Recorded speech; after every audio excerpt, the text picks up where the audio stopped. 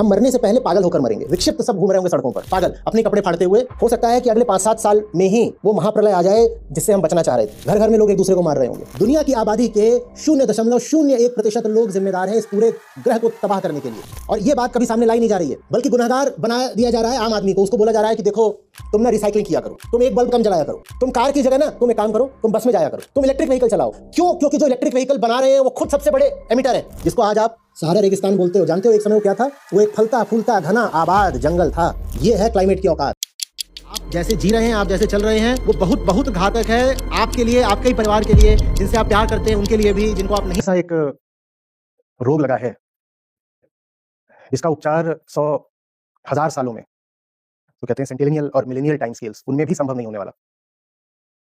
और घड़ी टिक टिक कर रही है, बहुत हमारे पास समय नहीं है। इसलिए मैंने कहा बहुत सोच समझ के जिम्मेदारी के साथ कि ये सबसे खतरनाक नववर्ष है मानव इतिहास का आज तक का, 2025। United Nations framework convention on climate change है। इसमें बीच बीच में कुछ बातें बताऊंगा जो सूचना जैसी हैं, उसको ले लीजिएगा, उसी से बात पूरी समझ में आएगी। तो उसके तहत हर साल लोग मिलते हैं, जैसे अभी मिले थे ना बाकू में, सारे देश वहां पर बैठक करते हैं, उसे बोलते हैं कॉन्फ्रेंस ऑफ पार्टीज, COP। तो जो 15वीं COP हुई थी पेरिस में, वहां पेरिस समझौता हुआ, पेरिस समझौता। और पेरिस समझौते ने कहा 2015 में कि जितना अभी कार्बन एमिशन का स्तर है, इसको 45% घटाना होगा 2030 तक, और नेट जीरो पर आना होगा 2050 तक। क्यों आना होगा? ये आंकड़े क्यों निर्धारित करे गए? इसलिए निर्धारित करे गए ताकि किसी भी तरीके से जो तापमान में वृद्धि है, ग्लोबल टेम्परेचर राइज है, उसको 2 डिग्री सेंटीग्रेड से नीचे रोका जा सके। ये उद्देश्य था। हम यहां पर खड़े हुए हैं। क्यों पेरिस एग्रीमेंट ने कहा कि 1.5 डिग्री पर रोक देना भाई? क्यों कहा? क्योंकि 1.5 डिग्री पर कुछ बहुत खास है जो शुरू हो जाता है 1.5 से 2 डिग्री के बीच में। वैसे ये तो पता होगा ना कि 1.5 डिग्री का जो लक्ष्य हमने लॉन्ग टर्म निर्धारित करा था कि हम ग्लोबल वार्मिंग को हमेशा के लिए 1.5 डिग्री पर रोक देना चाहते हैं 2050, और 2050 के बाद भी वो 1.5 डिग्री सन 2024 में ही हमने तोड़ दिया। ये खुशखबरी तो मिली होगी कि नहीं मिली है? हमने कहा था कि 1.5 डिग्री वो अधिकतम राइज है जिसके बाद टर्म यूज होती है लिवेबल प्लैनेट बचेगा। 1.5 डिग्री के बाद प्लैनेट लिवेबल नहीं रह जाएगा। किस वजह से नहीं रह जाएगा उस कारण पर अभी आ जाएंगे। पर वो जो हमने अपने लिए लॉन्ग टर्म एक लिमिट निर्धारित करी थी 1.5 डिग्री की, वो लिमिट हमने 2024 में ही पार कर दी है। 1.54 पर हम आ चुके हैं कि 2030 तक 45% एमिशंस जितने हैं उनको कम करना है। अच्छा, तो और वो एमिशंस कम होते रहे, उस पर प्रगति होती रहे, उसके लिए कहा हर साल मिलेंगे, और वो COP होता है हर साल। और हर 5 साल में जो आपने अपने लिए टारगेट बनाए हैं उनको आपने कितना पाया, उसके हिसाब से अगले 5 साल के बनाए जाएंगे। तो 2015 में बने थे 2020 के लिए, और फिर 2020 में बने हैं 2025 के लिए। अगले साल अब फिर से उसकी बजटिंग होगी कि किसको कहां जाना है। 2025 में अब हम फिर से वैश्विक स्तर पर सभी देश अपने अपने टारगेट एमिशंस का स्तर निर्धारित करने जा रहे हैं। ये होने जा रहा है 2025 में। तो हमने कहा था कि हम 2030 तक 45% कम करेंगे। खुशी मनाई थी, मिठाई बटी थी। अब मैं आपसे पूछ रहा हूं, क्या 2024 आ गया, 10 साल अब हो ही जाएंगे, 2025 लगेगा, तो 15 साल का हमने अपने आप को समय दिया था 2015 से 2030 के बीच में, उसमें से 10 साल हमने बिता दिए हैं, और अब इस साल हम फिर से अपने लिए बजट निर्धारित करने जा रहे हैं, और 2030 तक पहुंचने का आखिरी नेशनल बजट होगा सभी देशों का। तो बताइए हम कहां तक पहुंचे होंगे? हमें 45% कम करने थे, और जो अभी हमारा कर्व है, जो हमारी ट्रेजेक्टरी है, वो क्या बोल रही है? हमने कितना कम करा है या क्या करा है? हमने ये करा है कि जो दुनिया भर के सारे देशों ने अपने लिए NDC रखे हैं, अगर उनको आप 100% 100% भी पालो, तो एमिशंस में बस 2% की कमी आने वाली है। ये आपका बेस्ट केस सिनेरियो है। अभी ये नहीं है कि आपने जो टारगेट बनाया वो अचीव नहीं हो रहा है। पेरिस एग्रीमेंट ने बोल दिया कि इतना करना है 2030 तक। अच्छा, इतना तो करना है, वो तो एक एग्रीगेट फिगर है ना। अब उस एग्रीगेट फिगर को सब देशों ने आपस में बांटा, 194 देश और 195 यूरोपियन यूनियन, इन्होंने आपस में बांटा, इतना इतना इतना इतना करना है। उन्होंने अपने अपने लिए लक्ष्य बनाए। ये जो लक्ष्य बनाए गए हैं, इनको अगर पूरा भी हासिल कर लिया जाए, तो जो एमिशंस हैं उनमें बस 2.6% की कमी कि 1.5 डिग्री पर रोक देना भाई। क्यों कहा? क्योंकि 1.5 डिग्री पर कुछ बहुत खास है जो शुरू हो जाता है 1.5 से 2 डिग्री के बीच में। वैसे ये तो पता होगा ना कि 1.5 डिग्री का जो लक्ष्य हमने लॉन्ग टर्म निर्धारित करा था कि हम ग्लोबल वार्मिंग को हमेशा के लिए 1.5 डिग्री पर रोक देना चाहते हैं 2050, और 2050 के बाद भी वो 1.5 डिग्री सन 2024 में ही हमने तोड़ दिया। ये खुशखबरी तो मिली होगी कि नहीं मिली है? हमने कहा था कि 1.5 डिग्री वो अधिकतम राइज है जिसके बाद टर्म यूज होती है लिवेबल प्लैनेट बचेगा। 1.5 डिग्री के बाद प्लैनेट लिवेबल नहीं रह जाएगा। किस वजह से नहीं रह जाएगा उस कारण पर अभी आ जाएंगे।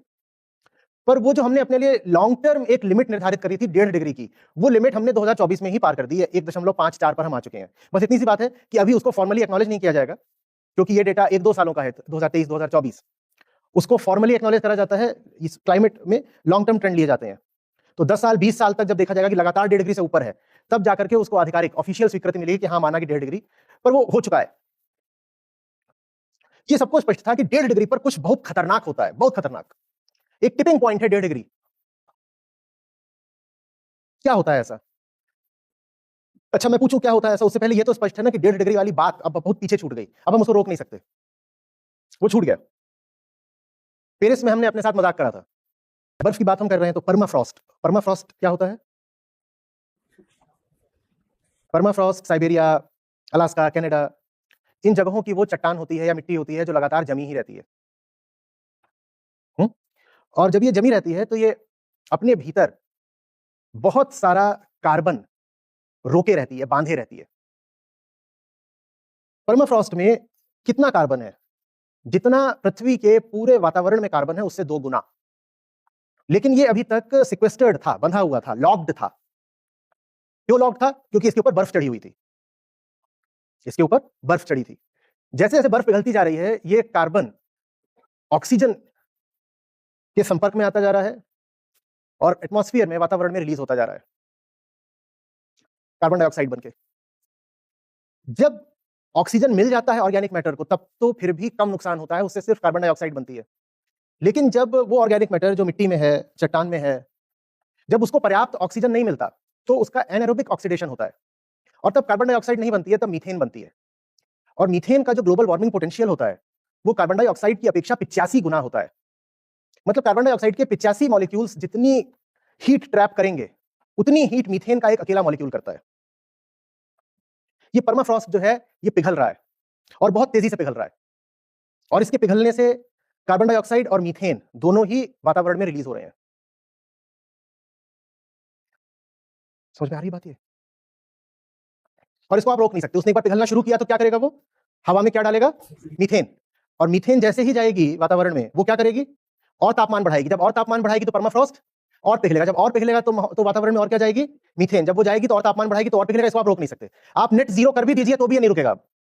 नेट जीरो का मतलब है कि ह्यूमन एक्टिविटी से हम अब कोई अतिरिक्त एडिशनल कार्बन डाइऑक्साइड एटमॉस्फेयर में नहीं जोड़ेंगे। आप मत भी जोड़ो तो भी ये साइकिल सक्रिय हो गया तो अब पछताए होत क्या? अब आपको जो करना है कर लो। तापमान तो अब इसको बोलते हैं रन अवे क्लाइमेट चेंज, जिसको आप रोक नहीं सकते। इसी के लिए शब्द इस्तेमाल होता है कार्बन बॉम्ब, जिसको आप रोक नहीं सकते। उसका चेन रिएक्शन होता है। अब वो शुरू हो गया तो अब हो गया, आप उसको नहीं रोक पाओगे। इसी तरह से होते हैं पीटलैंड्स। पीटलैंड्स क्या होते हैं और क्यों उनकी बात कर रहे हैं? क्योंकि परमाफ्रॉस्ट के बाद सबसे ज्यादा कार्बन इन्होंने ही अपने भीतर हमेशा दबा रखा होता है। ये कौन सी जगह होती हैं? वेटलैंड्स जानते हैं ना आप? वेटलैंड्स क्या होते हैं? फ्लडेड जगह, जहां पर जमीन के ऊपर या पत्थरों पे, मिट्टी पे या ऑर्गेनिक मैटर पे लगभग हमेशा पानी चढ़ा रहता है। लगभग हमेशा वहां पर पानी चढ़ा रहता है। जब वहां लगभग हमेशा पानी चढ़ा रहता है तो वहां पर ऑक्सीजन कम रहती है ना। ऑर्गेनिक मैटर है और उसके ऊपर लगातार पानी चढ़ा हुआ है, जैसे वेटलैंड होता है।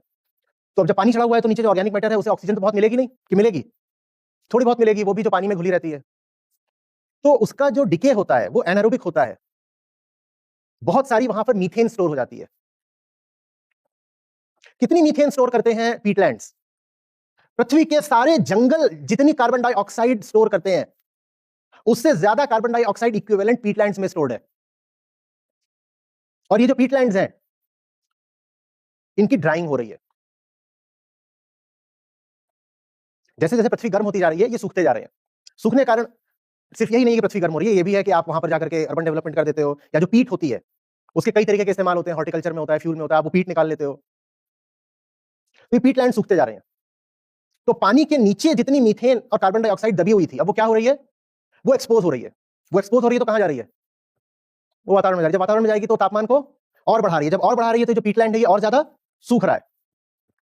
और इनमें से परमाफ्रॉस्ट से और पीटलैंड से इतनी ज्यादा कार्बन डाइऑक्साइड निकलती है जितनी कि ह्यूमन एक्टिविटी से तो कभी निकल भी नहीं सकती। ह्यूमन एक्टिविटी से इतनी निकली है कि इंडस्ट्रियल एज आने के बाद से 1750 से अभी तक हमने 280 ppm से लगभग 430 ppm कर दिया है। ये हमारा काम है। पर यह करके हमने एक ऐसे दानव को जगा दिया है जो हमारी एक्टिविटी से कहीं ज्यादा कार्बन अब एटमॉस्फेयर में छोड़ रहा है, और ये सब कुछ शुरू हो चुका है। लेकिन दुनिया के नेता अपनी अपनी जनता से ये बात बिल्कुल नहीं कर रहे हैं, ये बात छुपाई जा रही है। क्यों छुपाई जा रही है? क्योंकि कार्बन एमिशन टारगेट्स अगर आपको मीट करने हैं तो आपकी जो विकास की अवधारणा है और जिस तरीके के चुनावी सपने बेचे जाते हैं जनता को, वो रोकने पड़ेंगे। तो कोई नेता खुल करके अपने देश की जनता को नहीं बता रहा है कि आप प्रलय के कितने पास आ चुके हैं, कोई नहीं बता रहा। अमेरिका में जैसे नेताओं ने तो 2020 में बाहर ही कर दिया था अमेरिका को, पेरिस समझौते से ही, फिर वो वापस किया 2021 में। पर वो अभी भी यही कह रहे हैं कि नहीं, हम मानते नहीं कि एंथ्रोपोजेनिक है क्लाइमेट चेंज। जहां मान भी लिया गया है, वहां मैंने आपको बताया ही कि जो राष्ट्रीय लक्ष्य हमने चुने हैं रिडक्शन के, वो कितने बचकाने हैं। जैसे चुटकुलाओ कि उन लक्ष्यों को पा भी लो तो हमने क्या कहा, कितना परसेंट रिडक्शन हो जाएगा, 2%, और करना कितना था, 45%। कोई नेता, कोई राजनेता अपने देश से सच नहीं बोल रहा है, क्योंकि ये जो सच है ये बहुत बहुत कड़वा होगा। ये सच हमसे कहेगा कि अपने बाकी सारे धंधे छोड़ो, अपनी बाकी सारी वरीयताएं पीछे रखो, सीधे सीधे तुम्हारे अस्तित्व का सवाल है। खासकर अगर तुम अभी युवा हो और तुम्हारे बच्चे वगैरह हैं, तो तुम अपने बच्चों के लिए बिल्कुल नर्क की आग छोड़ के जा रहे हो। आज तुम्हारे बच्चे को जरा सी धूप लग जाए या गर्मी लग जाए तो तुम कहते हो अरे ये क्या हो गया, बिजली चली जाए, एसी ना चले, तुम्हारा बच्चा परेशान हो जाता है, और तुम अपने बच्चे के लिए सीधे सीधे हेल फायर छोड़ के जा रहे हो। लेकिन ये बात कोई नेता बताएगा नहीं, मीडिया इसको कवर नहीं कर रहा है, क्योंकि कवर करने का मतलब होगा कि जलजला सा आएगा बिल्कुल।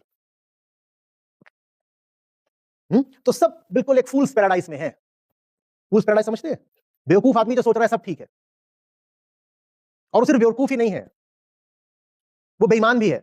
इस कदर बेईमान है कि अगर कोई आके उसको सच बताए तो सच को अस्वीकार करेगा और सच बताने वाले का ही मुंह नोच लेगा। ये चल रहा है पूरी दुनिया में, भारत में भी।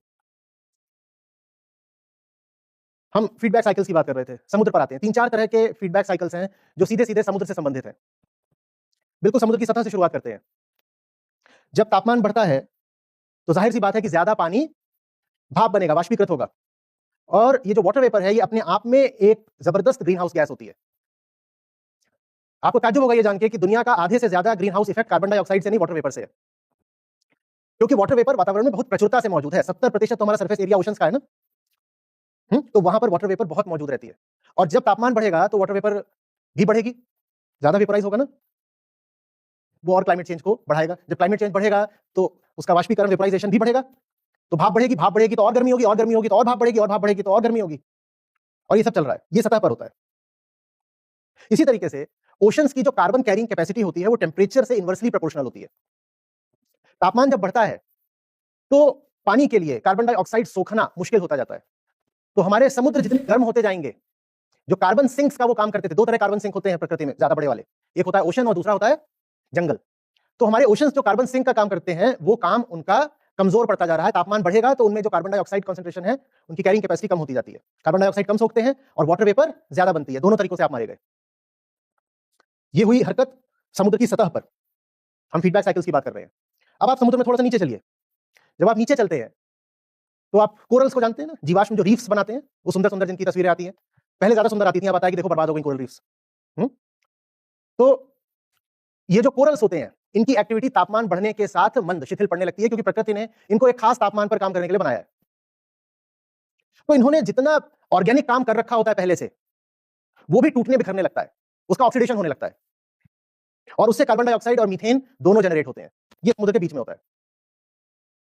ये भी एक साइकिल है। जितना आपका समुद्र गर्म होता जाएगा उतना कोरल रीफ समाप्त होते जाएंगे, और जितना समाप्त होते जाएंगे उतना वो कार्बन एमिट करते जाएंगे। अब समुद्र में नीचे चलते हैं। समुद्र के तल पर मीथेन के हाइड्रेट्स पड़े होते हैं। समुद्र का जो हमारा तल है उसमें मीथेन के हाइड्रेट्स हैं, और वो एक टेंपरेचर पर स्टेबल रहते हैं। केमिस्ट्री का साधारण सा सूत्र होता है भाई कि हर कंपाउंड हर टेंपरेचर पर स्टेबल नहीं होता। बहुत सारे होते हैं जिन्हें सिर्फ गर्म कर दो तो टूट जाते हैं, जानते हैं ना हम ये। तो ये जो मीथेन के हाइड्रेट्स हैं, ये समुद्र के तल पर पड़े रहते हैं, ओशन फ्लोर पर, और वहां ये अपना स्टेबल रहते हैं। पर जैसे जैसे तापमान बढ़ रहा है ये टूट रहे हैं और ये मीथेन छोड़ रहे हैं, और वो मीथेन वातावरण में पहुंच रही है। 70% पृथ्वी का जो क्षेत्र है, सरफेस एरिया, वो ओशंस का है। तो सोचो कि कितने सारे एरिया पर ये हाइड्रेट्स पड़े हुए हैं, और वहां से जो मीथेन निकल रही है वो किस क्वांटिटी की होगी। और ये सब अभी लगातार चल रहा है, लगातार चल रहा है। समझ में आ रही है बात? ये बहुत दूर की लग रही है। अच्छा, ओशन दूर का है, तो ये जो मिट्टी है ना हमारी, ये मिट्टी भी जब गर्म होती है तो इसमें जो ऑर्गेनिक मैटर होता है उसका ऑक्सीडेशन होता है। ये मिट्टी खुद कार्बन डाइऑक्साइड एमिट करने लग जाती है जैसे जैसे तापमान बढ़ता है। हमने बर्फ की बात करी, हमने समुद्र की बात करी, हमने मिट्टी की बात करी, अब हम जंगलों की बात करें कि जंगलों में ये फीडबैक साइकिल्स कैसे सक्रिय हो रहे हैं। एक पेड़ होता है जो कार्बन डाइऑक्साइड सोखता है, तो हम सब जानते हैं। तो अगर इकोसिस्टम हरा भरा है, प्राकृतिक है, स्वस्थ है, तो पेड़ का काम होता है कार्बन डाइऑक्साइड सोखते जाना। इसको बोलते हैं उसकी सीक्वेस्टरिंग, कि देखो वो कार्बन डाइऑक्साइड जो वातावरण में रहती तो घातक हो सकती थी, पेड़ ने उसको क्या बना दिया, पेड़ ने उसको तना बना दिया, पत्ती बना दिया, फल बना दिया, सब्जी बना दिया। तो पेड़ बड़ा जादू करता है, वो कार्बन डाइऑक्साइड को लेकर उससे अच्छी अच्छी चीजें बना देता है। लेकिन वही पेड़ जब गिर जाता है तो उसका जो ऑर्गेनिक मटेरियल है, वो तना है, वो डिकम्पोज होगा। और जब वो डिकम्पोज होगा, डिकम्पोजिशन आप सब जानते हैं, ऑक्सीडेशन की प्रक्रिया होती है। जब वो डिकम्पोज होगा तो वो कार्बन डाइऑक्साइड छोड़ेगा। एकदम उल्टा हो जाएगा मामला, कहां तो वो कार्बन डाइऑक्साइड सूखा करता था और अब वो कार्बन डाइऑक्साइड एमिट कर रहा है। वो कार्बन सिंक होता था जंगल, वो कार्बन सोर्स बन गया है। अमेजन में, कॉन्गो बेसिन में, और जो हमारे साउथ ईस्ट एशिया के ट्रॉपिकल फॉरेस्ट हैं, उनमें ये हो रहा है। उनके बहुत बड़े बड़े इलाके हैं इस वक्त जो नेट कार्बन सोर्सेस बन चुके हैं। मतलब उस जंगल के होने से कार्बन और ज्यादा एमिट हो रहा है। क्यों? फॉरेस्ट फायर आ गई। आपने तापमान इतना बढ़ा दिया, दुनिया के सब देशों में 2022 में, 2023 में किस कदर फॉरेस्ट फायर्स हुई थी, वो सब आप जानते ही है ना। जब फॉरेस्ट फायर लगेगी तो क्या होगा? जलेगा सब कुछ। जब सब कुछ जलेगा तो क्या होगा? कार्बन डाइऑक्साइड एमिट होगी। इसके अलावा जब हीट बढ़ती है एटमॉस्फेयर में, तो उससे तमाम तरीके के एक्सट्रीम वेदर इवेंट्स होते हैं। जैसे ज्यादा बारिश हो गई, ज्यादा बारिश हो गई तो पेड़ को क्या होगा? गिरेगा। जब गिरेगा तो डिकम्पोज होगा। जबरदस्त तूफान आ गया, जबरदस्त तूफान आएंगे तो पेड़ों का क्या होगा? गिरेंगे। जब गिरेंगे तो डिकम्पोज होंगे। तो वही पेड़ जिन्होंने दुनिया भर की कार्बन अपने भीतर समा रखी थी, उन्हीं पेड़ों के लिए हमने ऐसा माहौल, ऐसा मौसम तैयार कर दिया कि वही पेड़ उल्टे अब कार्बन एमिट कर रहे हैं। जिएगा तो सूखेगा, और गिरेगा या जलेगा तो उत्सर्जित करेगा, एमिट करेगा। और ये चल रहा है। जितना आप टेम्परेचर बढ़ाते जा रहे हो, उतने साइक्लोन्स बढ़ते जा रहे हैं। साइक्लोन्स बढ़ते जा रहे हैं तो पेड़ों को क्या होता जा रहा है? गिरते जा रहे हैं। इसके अलावा जैसे जैसे वेदर चेंज होता है, वैसे वैसे एक पेड़ के लिए अपनी पूरी ऊंचाई पाना असंभव, मुश्किल होता जाता है। एक जबरदस्त किस्म का चक्रवात आ जाए, न जाने कितने पेड़ उखड़ जाएंगे। बारिश का जो पूरा पैटर्न है वो बदल जाए तो कहां से पेड़ खड़ा होगा? पहले तो खड़ा नहीं होगा, माने जो सूखने का काम था कार्बन डाइऑक्साइड वो नहीं करेगा। दूसरे, जितना वो पेड़ है भी उतना भी नहीं रहेगा, वो गिर जाएगा। जब गिरेगा तो और ज्यादा एमिशन करेगा। और ये मैं अभी एंथ्रोपोजेनिक एमिशंस की बात नहीं कर रहा हूं। मैं नहीं बात कर रहा हूं कि हमारा जो एनर्जी और ट्रांसपोर्ट सेक्टर है वो कितनी कार्बन एमिट करता है। मैं नहीं बात कर रहा हूं कि हमारी फूड इंडस्ट्री और एग्रीकल्चर कितना कार्बन एमिट करते हैं। मैं बात कर रहा हूं नेचुरल फीडबैक साइकिल्स की, जो एंथ्रोपोजेनिक है भी नहीं, जो अब हमारे कंट्रोल में, नियंत्रण में है भी नहीं। माने आप बिल्कुल साधु बन जाइए, आप कहिए मैं सुधर गया, मैं सीधा आदमी हो गया, अब मैं कोई कार्बन नहीं एमिट करूंगा, गलती हो गई, माफ कर दो। आप ये कर भी दो तो भी अब मामला नहीं रुकने का, तीर छूट चुका है। और ये तो तब है जब आप साधु बन जाओ। साधु बनने की हमारी कोई तैयारी है नहीं।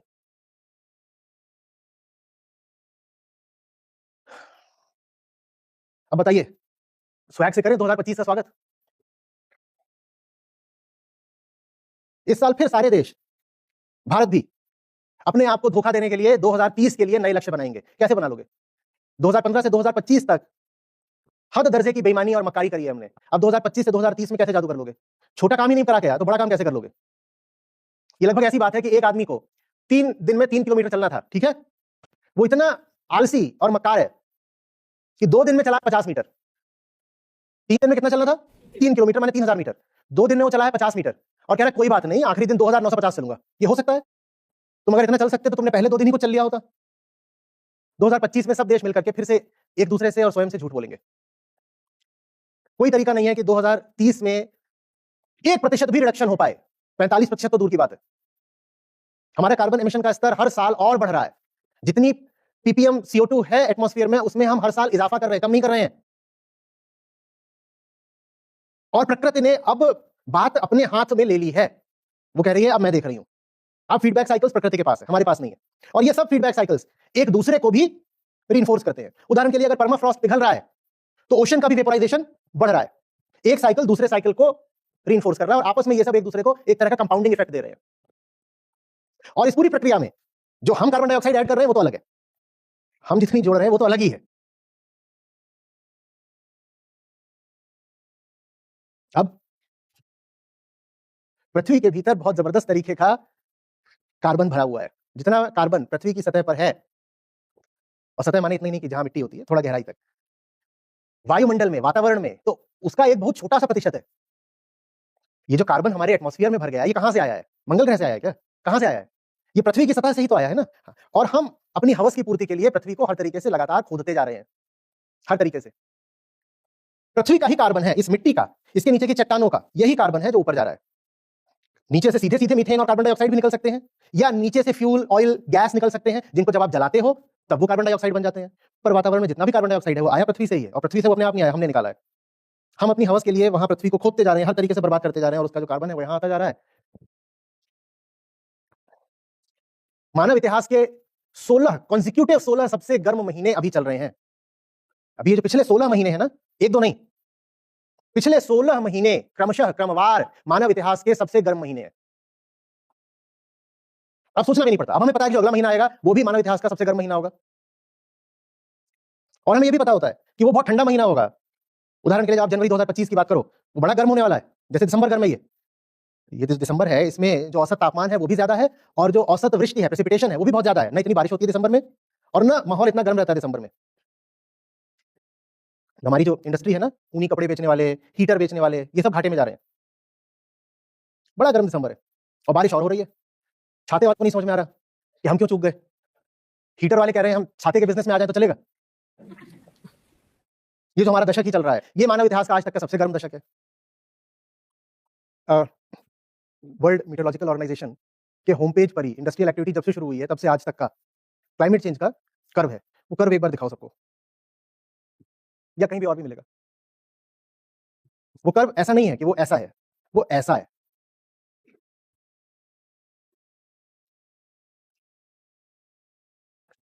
हम अपने आप को इंटेलिजेंट स्पीशीज बोलते हैं। शायद हम इस पृथ्वी की पहली प्रजाति होंगे जिसने सेल्फ डिस्ट्रक्ट करा है। इंटेलिजेंट। हम बाकी प्रजातियों कहते हैं उनके पास बुद्धि नहीं है, ज्ञान नहीं है, चेतना नहीं है। मनुष्य इस पृथ्वी की पहली इकलौती प्रजाति होने जा रहा है जिसने स्वयं को ही वाइप आउट कर दिया। और उस पर तुर्राई है कि अभी भी बहुत मिलेंगे फन्ने खां जो कहेंगे ये सब तो होक्स है। बताओ कहां कोई गर्मी है, इतनी तो ठंडी है, इतनी गर्मी है तो तूने ये क्यों पहन रखा है, उतार दे। ट्रम्प जब पिछली बार थे अमेरिका के राष्ट्रपति, तो एक दिन बहुत ठंड पड़ी, एक दिन बहुत ठंड पड़ी, तो बोलते हैं कहां है क्लाइमेट चेंज, इतनी तो ठंड पड़ रही है, कौन सी ग्लोबल वार्मिंग। तो भारत की एक बच्ची थी उत्तर पूर्व की, उसने कहा कि अंकल पहले तो आप क्लास 4 में जाओ और वेदर और क्लाइमेट का अंतर पढ़ो, डेफिनेशन नहीं पता है आपको। बात एक व्यक्ति की नहीं है, ऐसी बातें कर करके दुनिया के सबसे विकसित मुल्क में राष्ट्रपति का चुनाव जीत लिया गया। खतरनाक बात यह है कि अगर चुनाव जीतने हैं तो ऐसी बातें करनी जरूरी है। खतरनाक बात यह है कि दुनिया में जो भी लोग चुनाव जीत रहे हैं वो ऐसी ही बातें करके जीत रहे हैं। पिछले 6-7 सालों से दुनिया भर में राइट विंग बहुत मजबूत होती जा रही है, और राइट विंग का क्लाइमेट चेंज पे या तो इनडिफरेंस का स्टैंड है या डिनालिज्म का। क्लाइमेट डिनालिज्म समझते हैं ना, हो ही नहीं रहा, कुछ नहीं है ऐसा, ये सब वैज्ञानिक झूठ बोल रहे हैं।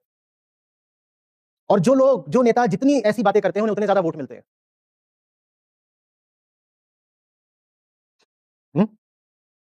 है कुछ? जब तक स्लाइड्स आ रही हैं तो बताता हूं एक मजेदार बात। 4-5 कर्व्स हैं, ये आप लोग अपने लिए एक्टिविटी की तरह करिएगा। Human population growth, concentration of atmospheric CO2, global GDP growth, global industrial production,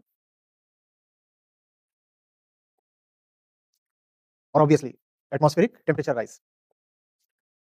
इनके कर्व्स अगल बगल रख के देखिएगा क्या पता चलता है। इनके सबके दुनिया की जीडीपी ग्रोथ, दुनिया की जनसंख्या ग्रोथ, और दुनिया की कार्बन डाइऑक्साइड और टेम्परेचर की राइज, ये सारे कर्व्स जब आप अगल बगल रख के देखेंगे 1750 से लेकर के 2020 तक, तो आपको क्या दिखाई देगा? ये सारे कर्व्स बिल्कुल एक है, एकदम एक है। बात बहुत सीधी है। दो चीजें हैं जो मार रही हैं हमारे ग्रह को, हमारी प्रजाति को, सारी प्रजातियों को। पहला जनसंख्या और दूसरा कंजम्पशन, पॉपुलेशन एंड कंजम्पशन। इतना सीधा मामला है, बहुत ज्यादा इसमें साइंस चाहिए भी नहीं है। हमारी स्पीशीज ने अपनी आबादी बढ़ा बढ़ा के और भोग भोग के सब कुछ बर्बाद कर डाला। जाहिर सी बात है, अगर कुछ समाधान अभी भी हो सकता है, जिस हद तक अब संभावना बची है, वरना एक बार फीडबैक साइकिल सक्रिय हो गए तो बचने की संभावना कम होने लग जाती है। अगर कुछ संभावना अभी भी है बचने की, तो वो यही है कि यही दोनों चीजें कम करो। क्या? आबादी और कंजम्पशन। और आबादी और कंजम्पशन भी दो अलग अलग चीजें नहीं है, वो दोनों इंसान की एक ही वृत्ति से निकलती हैं। क्या? भोगो। भोगो। जो मूल अहंता है, जो गहरा अज्ञान है, वही ये दोनों काम कराता है, और इसीलिए जो लोग ये काम करते हैं अक्सर दोनों काम करते हैं। नहीं मिलेगा व्यक्ति जो दोनों में से एक ही काम कर रहा है। आम आदमी की दोनों ख्वाहिशें होती हैं, हम बहुत सारे हो जाएं और हम बहुत सारा भोगें, क्योंकि ये दोनों ख्वाहिशें एक ही है। Let me consume, and let me consume from as many hands, as many bodies, as many mouths as possible. आपकी संस्था जो काम कर रही है वो समाधान है, वो एकमात्र समाधान है। और ये बहुत विवशता की स्थिति होती है जब आप जानते हो कि समाधान क्या है, पर उस समाधान को कार्यान्वित करने का, एग्जीक्यूट करने का आपके पास कोई तरीका नहीं होता। मेरे पास एक ही तरीका है कि मैं आपको बता रहा हूं बार बार, जितने तरीकों से हो सके। उसके अलावा न तो नीति निर्धारण में मेरा कोई दखल है, ना आपके निर्णयों पर। ये है तो 1750 से दिखाओगे तो और क्लियर रहेगा, पर ये समझ में आ रहा है ना। वही 400 पीपीएम नहीं है अभी, अच्छा 2018 तक का है, 2018 तक में 400 पीपीएम है, अभी ये 430 पीपीएम है। प्रकृति अपना काम जानती है। कर्व फ्लैट है, दिख रहा है? कब से फ्लैट है? न जाने कब से फ्लैट है। ये नीचे एक्स एक्सिस का बताओ तो है क्या? एक्स एक्सिस कैसे पता चलेगा लोगों को? हाँ ये ठीक है, ये देखो। और यही जो कर्व है ये ह्यूमन पॉपुलेशन ग्रोथ का भी कर्व है। माने इंसान पैदा होता ही है कार्बन एमिट करने के लिए। कुछ ऐसे कर्व हैं जिनमें पहले का डेटा उपलब्ध नहीं है, पर जहां से उपलब्ध है वहां से देखो तो बिल्कुल कर्व सारे एक से दिखाई देंगे। हमारी जो जिंदगी की अंडरलाइंग फिलॉसफी है वही इन सारे कर्व्स का कारण है। हमारी अंडरलाइंग फिलॉसफी है खुद को नहीं जानो, बाहर जाकर के भोगो, अपनी तरफ नहीं देखो, बाहर जो कुछ भी है उसे कंज्यूम करते चलो। उसने ये कर दिया है। और वर्ल्ड पॉपुलेशन और कार्बन डाइऑक्साइड जो पहले दो कर्व्स हैं उनको ध्यान से देखिए, मजा आया? एकदम ऐसे एक है ना। बस लोग कहते हैं कैसे कम करें CO2 कंसंट्रेशन, ये रहा देख लो। इसी तरीके से जो फॉरेस्ट लॉस है और जो पॉपुलेशन का कर्व है वो देखो। आप पैदा होते, जब मैंने कहा कि एक बच्चा अगर आज पैदा होता है तो हजारों लाखों पौधों और पशुओं और पेड़ों की लाश पर पैदा होता है, तो लोगों को बड़ा बुरा लगा, बोले ऐसे क्यों बोल रहे हैं, हमारा बच्चा पैदा होगा तो वो क्या लाखों पेड़ काटेगा, लाखों जानवर काटेगा? वो देखो पहला कर्व देखो और आखिरी कर्व देखो, पहला और आखिरी कर्व देखिए और बताइए क्या मैंने गलत कहा कि आज अगर बच्चा पैदा होता है तो एक बच्चे के पैदा होने का मतलब है कि आपने लाखों जानवर मार दिए और लाखों पेड़ काट दिए। क्या मैंने गलत कहा? पहला और आखिरी कर्व देख लीजिए। इसमें आप और भी कर्व ऐड कर सकते हैं। मटेरियल प्रोडक्शन, हम कितना इंडस्ट्रियल प्रोडक्शन कर रहे हैं प्रतिवर्ष, वो कर्व भी बिल्कुल ऐसा ही है। वही अज्ञान की वृत्ति जो हमें मजबूर करती है और बच्चे पैदा करो और बच्चे पैदा करो, वही वृत्ति हमें कहती है कि अब भोगो भी तो, और चीजें होनी चाहिए। अब 3-4 बच्चे हो गए हैं तो घर बड़ा लेना पड़ेगा। कितने सारे लोग क्या है कि स्कूटर में बैठ के चलेंगे तो गाड़ी भी लेनी पड़ेगी। जिसको हम कहते हैं ना family is the unit of society, थोड़ा सब्र से सोचिएगा, family is the unit of consumption. हमारी पारिवारिक और सामाजिक व्यवस्था बनी ही इसीलिए है कि हम अपनी तादाद बढ़ाएं और खुशहाली के नाम पर और ज्यादा पृथ्वी को बर्बाद करें। वो चल गया था एक लंबे अरसे तक, वो चल गया था, लगभग 1850 तक भी वो चल जाता, 1900 तक भी चल रहा था। अब नहीं चल सकता। तो कोई ये तर्क ना दे कि अरे हजारों सालों से जो व्यवस्था चली आ रही है वो तोड़ दे क्या। हजारों सालों से ये नहीं हो रहा था, अब जो हुआ है एकाएक हुआ है और बहुत जबरदस्त हुआ है। तो हजारों सालों का तर्क और हजारों सालों की दुहाई मत दो। आज तुमको जीने के नए तरीके चाहिए अगर जीना चाहते हो तो। पुराने तरीकों से नहीं जी सकते। पुराने अरमान अब नहीं चलेंगे कि पढ़ाई क्यों की है, ताकि पैसा आ जाए, ताकि घर खरीदूं, ताकि ये करूं वो करूं, 50 काम करूं, नई इंडस्ट्री लगानी है, जंगल काटने हैं, मैंस कॉन्क्वेस्ट ऑफ नेचर, ये सब करके दिखाना है। और हैप्पी लाइफ का मतलब ये है कि देखो मैं दुनिया का सबसे अमीर आदमी हूं तो मेरे 12 बच्चे हैं 5 औरतों से।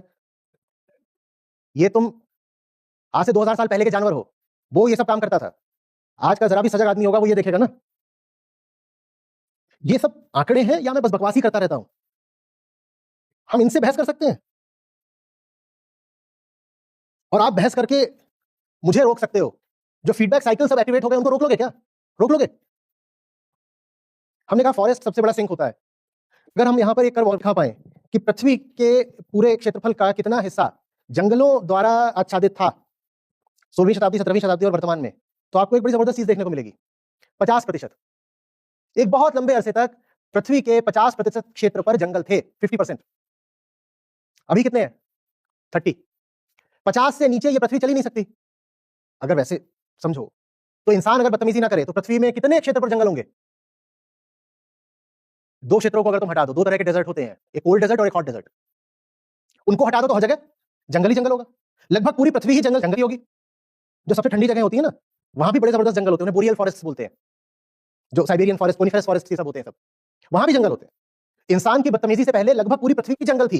रेगिस्तान को हटा दो और जो एकदम ही बर्फ से ढके हुए क्षेत्र है उनको हटा दो तो उसको घटाते घटाते हम 30% पर ले आए हैं। 30% भी सरकारी आंकड़ा है। इसमें क्वालिटी ऑफ जंगल जब तुम शामिल करते हो तो और ज्यादा धक्का लगता है। सरकारें किसी तरह अपना पिंड छुड़ाने के लिए कहीं पर जहां बहुत कम ट्री डेंसिटी हो उसको भी क्या डिक्लेयर कर देती हैं? ये तो फॉरेस्ट है। कहीं पर यूनिकल्चर, मोनोकल्चर कर दिया, उसको भी क्या बोल देते हैं कि ये तो फॉरेस्ट है। फॉरेस्ट ही नहीं है तो कौन सूखेगा कार्बन? और फॉरेस्ट हो नहीं सकते। आप आबादी बढ़ा रहे हो, वो कहां रहेगा? उसके खाने के लिए अन्न उगाना पड़ेगा ना। खेत कहां से आएंगे? जंगल काट के ही तो खेत बनेगा।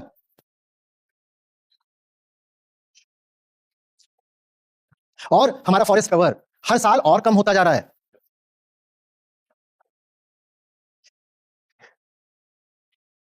कुल 4000 मिलियन हेक्टेयर हमारे पास फॉरेस्ट है पृथ्वी पर, और लगभग पिछले 10 सालों में ही हमने उसमें से 500 हटा दिया। हम इतनी जल्दी में, come on baby, make it fast. हम बहुत जल्दी में।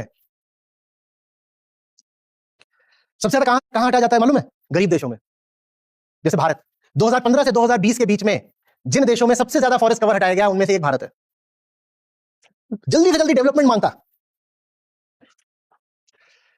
और सबसे वेल प्रिजर्व फॉरेस्ट कौन से हैं? जो आपके टेम्परेट फॉरेस्ट हैं यूरोप वगैरह के, और जो और ऊपर के आपके साइबेरियन फॉरेस्ट वगैरह है, वो फिर भी बचे हुए हैं। सबसे ज्यादा काटे कहां जा रहे हैं? ब्राजील में, अफ्रीका में, भारत में, मलेशिया, इंडोनेशिया में।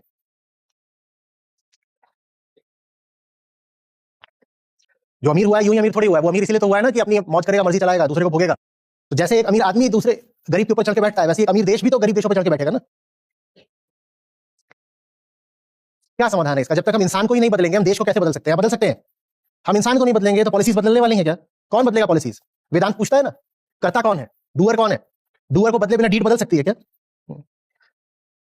तो आपके साथ आपकी संस्था इसी डूअर को, एक्टर को, कर्ता को बदलने का प्रयास कर रही है, पर ऐसा लगता नहीं कि हमारी गति पर्याप्त है।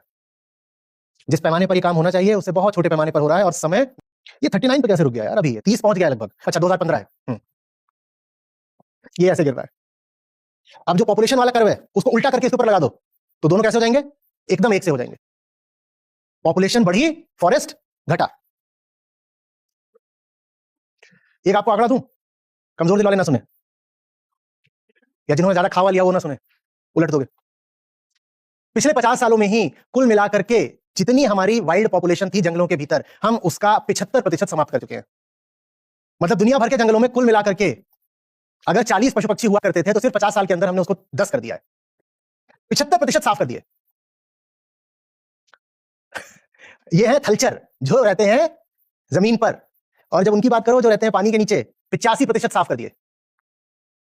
कोई नहीं बच रहा इस पृथ्वी पर हमारे अलावा। हम किसी को भी नहीं छोड़ रहे हैं, एकदम ही नहीं कोई बच रहा। सोचिए ना, 85% पॉपुलेशन डिक्लाइन, मनुष्य की तादाद बढ़ती जा रही है और दूसरों को पिछले 50 साल के अंदर अंदर हमने 85% खत्म कर दिया। वो एकदम ही नहीं बचे। तो कहां बचेंगे? यही तो रहते थे वो तो यही रहते थे, कैसे बचेंगे? गीता इस वक्त इसलिए नहीं है कि आपको स्वर्ग पहुंचा देगी, गीता इसलिए है कि वो शायद पृथ्वी बचा देगी। स्वर्ग वगैरह छोड़ दो, अभी तो पृथ्वी बच जाए, यही बहुत बड़ी बात है। कैसे रुकेगा? समाधान क्या है? आम आदमी ही समाधान है। क्योंकि दुनिया में जो देश सबसे ज्यादा एमिशन कर रहे हैं वो सब डेमोक्रेटिक है। G20 आप जानते हैं ना? G20 वो दुनिया के 80 से 90% कार्बन एमिशंस का जिम्मेदार है, और G20 पूरा डेमोक्रेटिक है। मैं क्या कहना चाहता हूं, बात किसके हाथ में है? बात आपके हाथ में है। लेकिन आपको बेवकूफ बनाया जा रहा है, आपको ऐसे मुद्दों में उलझाया जा रहा है जो बिल्कुल नकली है, ताकि आप ये बात ना करो। जो दुनिया के 6 देश हैं जो सबसे ज्यादा एमिशन करते हैं, US, China, Bharat, Russia, European union, Brazil, ये सब के सब या तो डेमोक्रेटिक है या कम से कम सेमी डेमोक्रेटिक है। ये कोई एक राजनेता नहीं कर रहा है, ये जनता करवा रही है, ये हम करवा रहे हैं। आचार्य जी, जैसे अब हम बुक स्टॉल्स ऑर्गेनाइज करते हैं अपनी अपनी सिटीज में, अब आपने इतना बड़ा ये इशू जो बताया है, लेकिन जब ग्राउंड पे काम करते हैं ना, तो पता नहीं ये जो हमसे ऊपर की एक जनरेशन है या हमारी भी, ये थोड़ी अनअवेयर है चीजों को लेकर। तो हम फ्यूचर जनरेशन की तरफ कैसे फोकस कर सकते हैं? क्योंकि ये जो जनरेशन है ये बदलने को तैयार ही नहीं है, तो बचेंगे ही नहीं तो बदलेंगे कैसे? तो फ्यूचर की तरफ हम संस्था के बाहर हैं, तो संस्था के बाहर रह के अपना पूरा जोर कैसे लगा सकते हैं? आप हमसे क्या एक्सपेक्ट करते हैं कि आपने हमें ये बात बता दी, हम कैसे अपने आसपास इस बात को और जोर शोर से पहुंचाएं, मतलब रेट बढ़ा दें उसका बहुत ज्यादा? देखो, बात उम्र की भी इतनी नहीं होती है, वरना होने को ये भी हो सकता है कि कोई 70 साल का हो। ये मुद्दा बहुत सीधा है, इसमें कोई बड़ी जटिलता नहीं है कि किसी ने इंजीनियरिंग पढ़ी होगी या मैथ्स पढ़ी होगी या साइंस पढ़ी होगी या क्लाइमेट साइंस पढ़ा होगा तो ये समझेगा। इसमें ऐसा कुछ है नहीं। नियत बात नियत की है, और नियत की खराबी मालूम है क्या है? मैं कुछ भी तब करूँ ना जब मुझे उससे कुछ लाभ होता हो। इसमें मुझे क्या मिलेगा? मैं 70 साल का हो गया हूँ, मुझे पता है 5 साल में मर जाऊंगा, तो मैं अपना कंजम्पशन कट करूँ तो किसके लिए? मान लो मैं कह रहा हूँ कि मैं आने वाली पुश्तों के लिए रोक रहा हूँ अपना कंजम्पशन, तो मैं तो मर जाऊंगा, उनसे मुझे क्या मिलेगा? मैंने उन्हें कुछ दे दिया, बदले मुझे क्या मिला? बात बस ये है, इतनी सी बात है। इंसान के भीतर जो ये भाव है कि मैं एक इंसान हूं जो पैदा हुआ है भोगने के लिए, जो दुनिया से अलग अपने हित साध सकता है, दूसरों को बर्बाद करके खुशी पा सकता है, जब तक इंसान के भीतर ये चीज रहेगी तब तक इसका मुकाबला करना बहुत मुश्किल है। देखो, और किसी तरीके से हो सकता ना बेटा तो मैंने करा होता। अभी तो मुझे थोड़ा सा अध्यात्म के अलावा कोई तरीका नहीं है, कोई तरीका नहीं है। अब आपको तरीका मुश्किल लग रहा है तो क्या करें? नहीं मुश्किल, चुनौती मुश्किल है तो तरीके भी मुश्किल ही होंगे ना। आसान तरीके होते तो सबसे पहले मैंने ले लिए होते। हमें अभी सोल्यूशन यही है कि जिनको ये बात थोड़ी समझ में आ रही है वो अपने डरों को बिल्कुल पीछे छोड़ के बस उतरना पड़ेगा। उतरना पड़ेगा, आपको ये बात बोलनी पड़ेगी, डंके की चोट पर बोलनी पड़ेगी। आप बोल नहीं रहे हो, नहीं तो इसमें से काफी कुछ तो ऐसा है जो अलग अलग मौकों पर मैं पहले भी बता चुका हूं, और ये सारी पब्लिकली अवेलेबल इन्फॉर्मेशन है। आप खुद भी इसको लेकर के क्या करना है, प्रिंट आउट ही तो निकालने हैं, लेकर के कहीं पे लगा दो या बांट दो, और क्या करना है? आप बुक स्टॉल पर जाते हो, मैं उस बात से भी समझ रहा हूँ, और जो बोलने में तेवर है उससे भी समझ रहा हूँ कि साहस है, और वो साहस हमारे यहाँ भी बहुत कम लोगों में, बहुत ज्यादा डरे हुए लोग हैं हमारे। वो ऐसा ही है जैसा अभी है ना, कि मैं इधर देख रहा हूँ और सब इधर देख रहे हैं, एक साथ नहीं देख रहे हैं किसी दिशा में। मुझे तो अभी यही समझ में आता है कि जान बिल्कुल हथेली पे रख के आपको बाहर ही आना वो नहीं पड़ेगा, है सब, मान्यता छोड़ के पूरा। वैसा नहीं है अभी। हम बहुत होशियार लोग हैं ना, बचेंगे ही नहीं हम होशियारी अपने आप करके। को, हाँ, हम अपने आप को बहुत स्मार्ट समझते हैं। हम कहते हैं कि नहीं नहीं 50-50 करके चलने का, रिस्क नहीं लेने का, इधर भी बना के चलने का, उधर भी नाराज नहीं करने का। तो वो उसके साथ ज्यादा कुछ हो नहीं सकता। मैं व्यक्तिगत रूप से अपने आप को ये दिलासा दे लूंगा कि मैं अधिकतम जो कर सकता था मैंने करा। जब इधर देखता हूं तो मुझे भी पता होता है कि बहुत ऊपर ऊपर की बातें बता रहा हूं, जितना 1 घंटे में समझाया जा सकता है, पर इसमें गहराई में भी जाकर के दुनिया में और जितने तरीके के काम हो रहे हैं उनको भी देखा है कि क्या पता वहां पे कोई समाधान संभव हो, कहीं कोई समाधान नहीं है। एक स्टार्टअप है अभी, वो कह रही है कि हम डिकार्बनाइज कर देंगे एटमॉस्फेयर को। उसके बारे में मैंने विस्तार से पढ़ा, तो पता चला कि ये जो कर रहे हैं पूरा नकली काम है, कुछ नहीं होने का इससे। बस फंड्स इकट्ठा कर लेंगे, बहुत सारे लोगों को बेवकूफ बना लेंगे, और इस तरह की बहुत सारी बातें हो रही हैं। टेक्नोलॉजिकल सॉल्यूशन निकाल देंगे, कुछ कर देंगे। एकमात्र समाधान जो मुझे दिखाई दिया, जो काम करता है, कर रहा है, और हमारे पास प्रूफ ऑफ कॉन्सेप्ट है, मैं अगर उन लोगों को लूं जो सचमुच मेरे साथ जुड़े हुए हैं, तो उनका जो पर कैपिटा एमिशन है, उनके वो सारे काम हैं जो पृथ्वी को नुकसान पहुंचाते हैं, वो कम से कम 70-80% कम हो जाते हैं। तो मेरे पास प्रूफ ऑफ कॉन्सेप्ट भी है, जो गीता में आता है, वो इस ग्रह के लिए, सभी प्रजातियों के लिए वरदान बन जाता है। मैं जानता हूं, और ये सिद्ध होता है, लगातार सिद्ध होता है। लेकिन वो संख्या बहुत छोटी है, सारी समस्या संख्या की आ रही है। The numbers, the resources and the numbers, वहीं पे सब भटक जा रहा है। जो जानते हैं संस्था को, उन्हें ये बोलते हुए बिल्कुल भी झिझक नहीं होती कि आपकी संस्था इस वक्त दुनिया का सबसे जरूरी काम कर रही है। तो सबके बीच मुझे समझ नहीं आ रहा कि हम किस ओर बढ़ रहे हैं। ये मतलब इस तरह का तापमान, इस तरह का मौसम, ऐसे बदलाव, ये हमें कहाँ लेके जा रहे हैं? मास इंफिनिटी, और ये इसी साल नहीं हुआ है, जनवरी से मई तक, पिछले 11 महीने सब के सब इतिहास के 11 सबसे गर्म महीनों में से थे। मतलब आप पिछले अक्टूबर को भी लोगे तो आज तक का हॉटेस्ट अक्टूबर है। 5 नहीं 11 महीने ऐसे हैं। और इसके जो मटेरियल एस्पेक्ट्स हैं उन पे तो हम बहुत बार बात करते हैं, जो इसका साइकोलॉजिकल एस्पेक्ट है वो सामने आ रहा है, और उस पर बहुत कम चर्चा हुई है। वो ये है कि हमारी जो पूरी शारीरिक व्यवस्था है वो इतने तापमान के लिए इवॉल्व नहीं हुई है। इवोल्यूशन की पूरी प्रक्रिया में इंसानों को और बाकी प्रजातियों को, जीव जंतुओं को कभी इतना तापमान झेलना पड़ा ही नहीं था। तो ये जो तापमान आया है ये हमारे शरीर की लिमिट से बाहर का है। उससे ये नहीं होने वाला कि हमारी खाल जल रही है, उससे ये होने वाला है कि हम मास इंसेनिटी के युग में प्रवेश कर रहे हैं। ह्यूमन डिसीजन मेकिंग गड़बड़ हो रही है।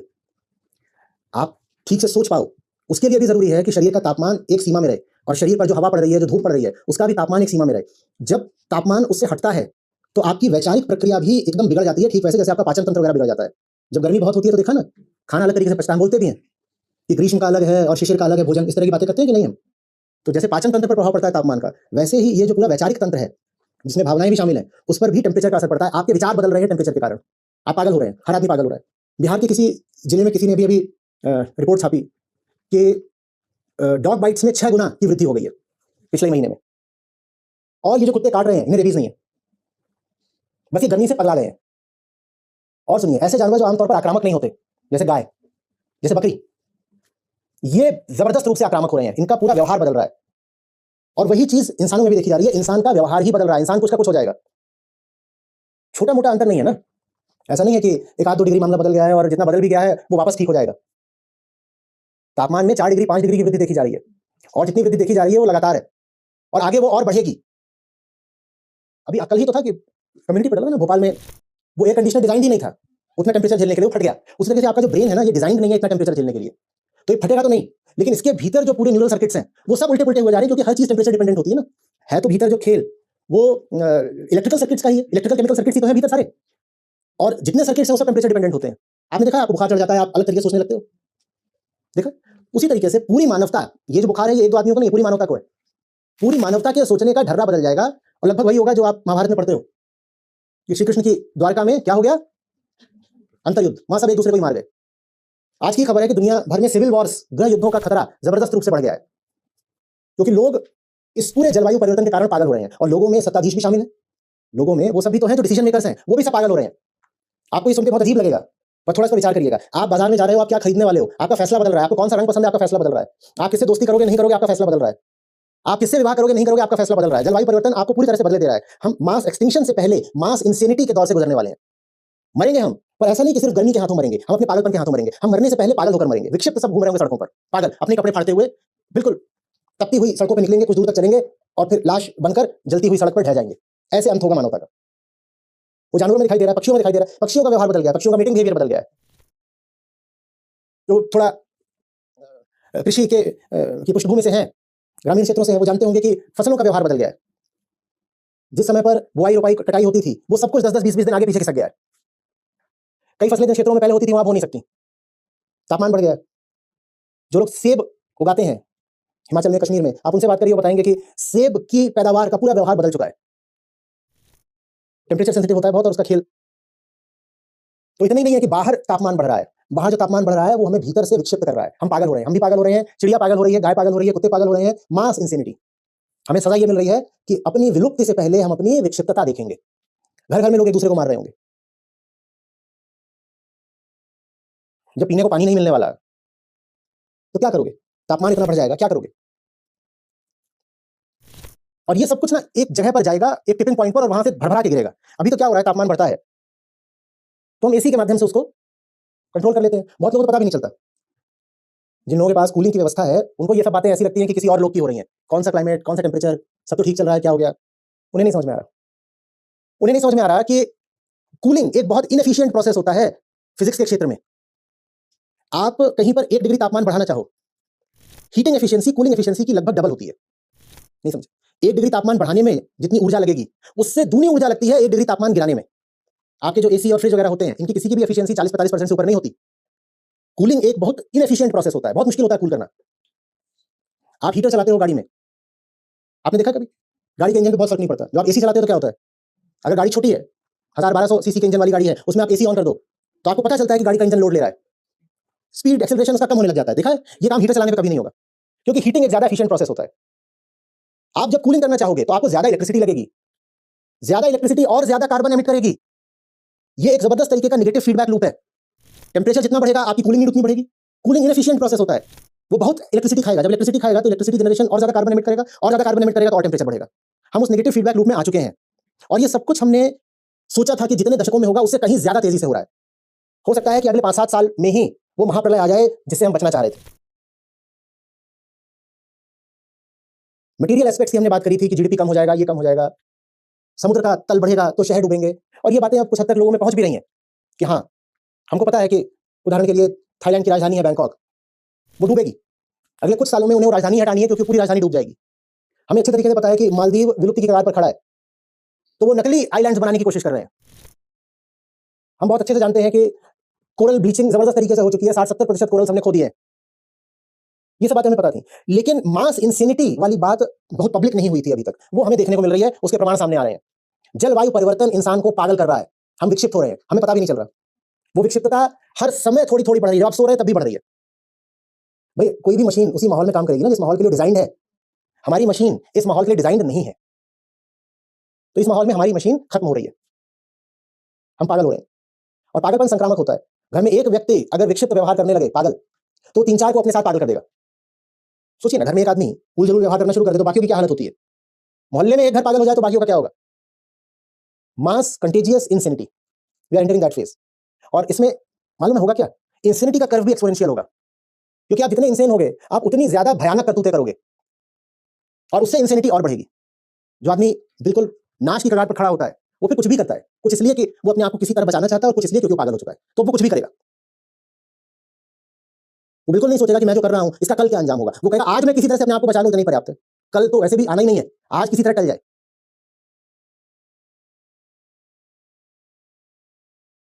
लाखों प्रजातियां हैं जो चुपचाप विलुप्त हो गई, उनका हमें पता ही नहीं चल रहा है। जर्मनी में रिसर्च हुई, वहां के किसी जंगल में, तो वहां पर रात में आवाजें रिकॉर्ड की जा रही थी पिछले 30-40 साल से। रात में जंगल के बीच आवाजें रिकॉर्ड की जा रही थी 30-40 साल से, और वहां पे जो अभी नतीजे सामने आ रहे हैं वो इतने खौफनाक हैं। 70% आवाजें बंद हो गई हैं, वो फ्रीक्वेंसी ही गायब है। मतलब समझ रहे हो? और ये जंगल है, वहां कोई जाके मार नहीं रहा। सिर्फ 30-40 साल के अंदर अंदर 2/3 से ज्यादा वहां जो प्रजातियां थी वो अब नहीं रही। नहीं, क्योंकि इकोलॉजिकल सिस्टम्स बड़े सेंसिटिव होते हैं, उसमें कोई भी चीज कम ज्यादा होगी तो बचते नहीं है। क्लाइमेट का कितना जबरदस्त प्रभाव होता है हम समझ ही नहीं पा रहे हैं। भारत की हम बात करते हैं कि हमारी गौरवशाली सभ्यताएं, आपको पता है हमारी जो सब बड़ी बड़ी सभ्यताएं रही हैं अतीत में भारत में, वो सब की सब क्लाइमेट चेंज से ही समाप्त हुई। और वो उस समय कोई बहुत बड़ा क्लाइमेट चेंज था भी नहीं। इंडस वैली सिविलाइजेशन कैसे समाप्त हो गया था? कैसे हो गया था? हम कभी सोचते ही नहीं है। दक्षिण भारत की भी जो बड़ी बड़ी सब सभ्यताएं थी, जाने पड़िएगा अपने आप से कि चोल साम्राज्य का क्या हुआ था, समाप्ति कैसे आई थी। हम बात करते हैं जीडीपी की, हम कहते हैं आगे हम भविष्य बनाएंगे, उसमें समृद्धि आएगी। क्लाइमेट ऐसी चीज है कि पूरे के पूरे देश को तबाह कर देती है, एक आदमी नहीं बचता, एक आदमी नहीं बचता। अब रख लो अपना राष्ट्रवाद। और ये सब जो अपने आप को राष्ट्र के नेता बोलते हैं, ये क्लाइमेट की बात नहीं कर रहे। आप सिर्फ इतना गूगल कर लीजिएगा कि भारत की कौन कौन सी किंगडम्स रही हैं, कौन से बड़े साम्राज्य रहे हैं जो कि क्लाइमेट की भेंट चढ़ गए। आप हैरत में पड़ जाएंगे। आप क्या सोचते हो कि कोई दुश्मन चाहिए होता है जो सब घोड़ों पर बैठ करके आए और राजधानी में आग लगा दें, सिर्फ तभी राज्य समाप्त होता है? नहीं साहब, कोई आक्रांता नहीं चाहिए होता है। क्लाइमेट पर्याप्त है सब कुछ ध्वस्त कर देने के लिए।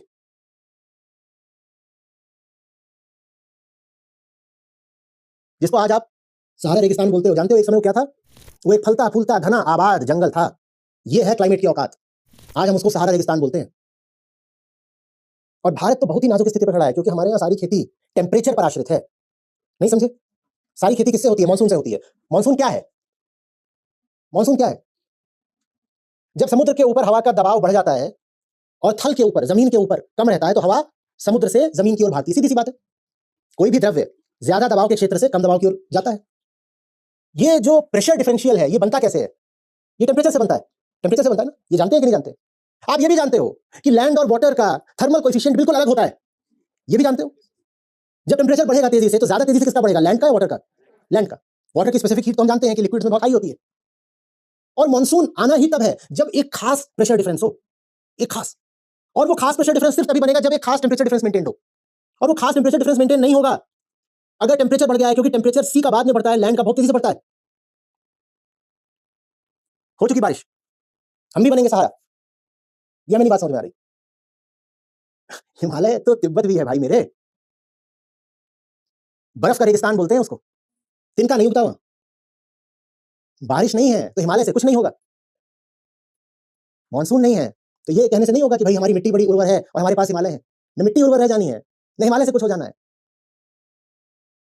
तिब्बत क्या है? क्यों है? क्योंकि मानसून इधर से आते हैं, दक्षिण की ओर से। और तिब्बत का मुंह किधर को है? उत्तर की ओर, चीन की ओर। मानसून वहां पहुंचते ही नहीं। वेनेजुएला का है ना कि वहां आखिरी ग्लेशियर भी चला गया। हम कितने बेहोश लोग हैं, हमें नहीं समझ में आ रहा कि गंगोत्री भी तो ग्लेशियर ही है। अगर वेनेजुएला का आखिरी ग्लेशियर चला गया तो भारत का आखिरी ग्लेशियर कब तक बचेगा? गंगा कहां से बहेंगी और यमुना कैसे? बोलो।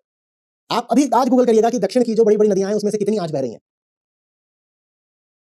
छोटी नदियों की नहीं बात कर रहा। दक्षिण की जो 15 सबसे बड़ी नदियां हैं, मई के महीने में कितनी बह रही हैं जरा देख लीजिए। आधी भी नहीं, सब सूखी पड़ी हैं।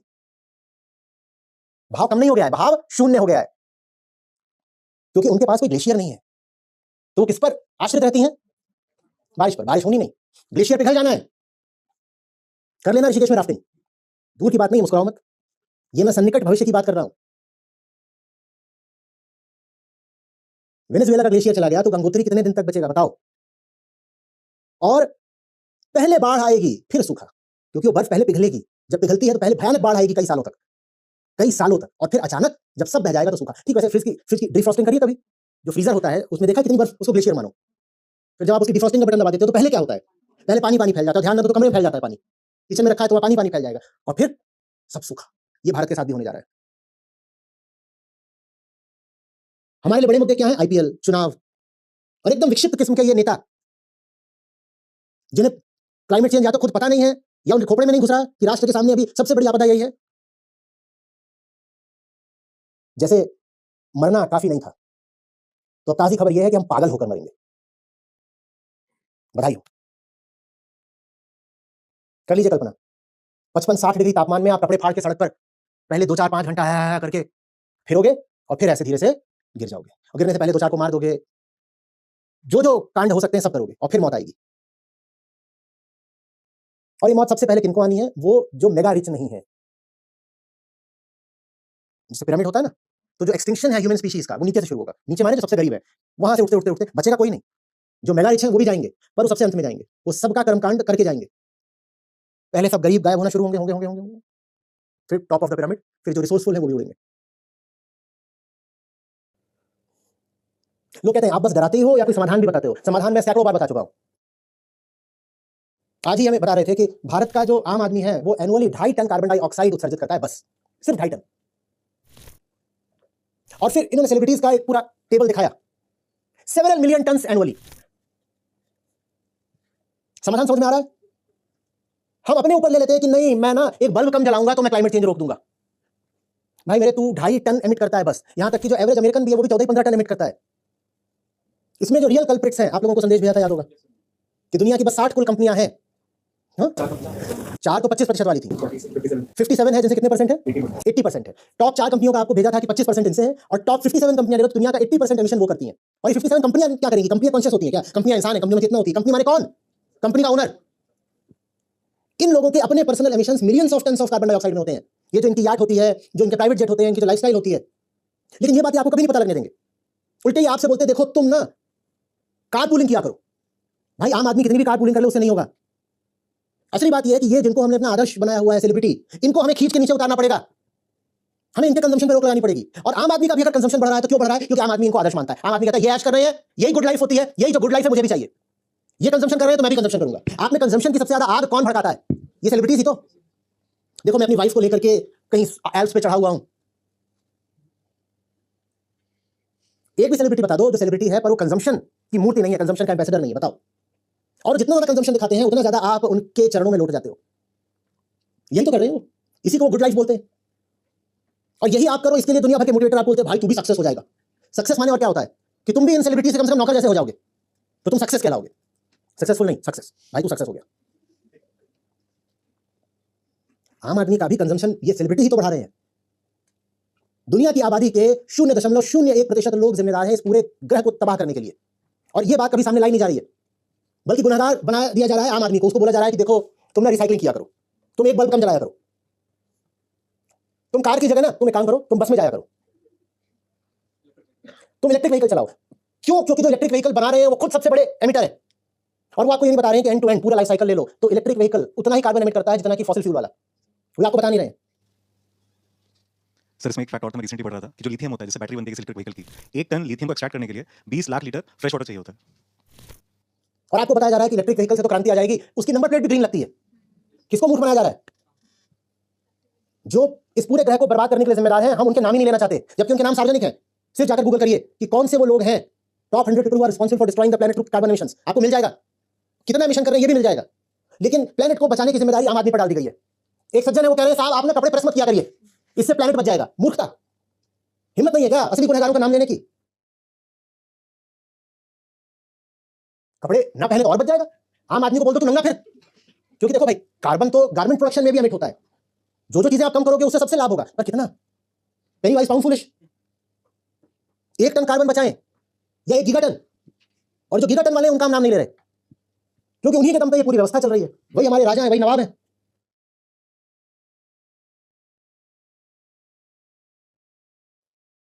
अभी भी ये जो बातचीत हो रही है, जब ये वीडियो में पब्लिश होगी तो नीचे बहुत सारे होनहार आकर के लिखेंगे जब आप ये बोल रहे थे तो हॉल में एसी चल रहा था कि नहीं। हाँ ही करते हैं, बोलते हैं आप क्लाइमेट चेंज की इतनी बात कर रहे हो, पर अभी आप बोल रहे थे तो एसी चल रहा था कि नहीं। इन मूर्खों को किसी ने पढ़ा दिया है कि आम आदमी जो एसी चला लेता है उसकी वजह से कार्बन क्राइसिस है पूरी।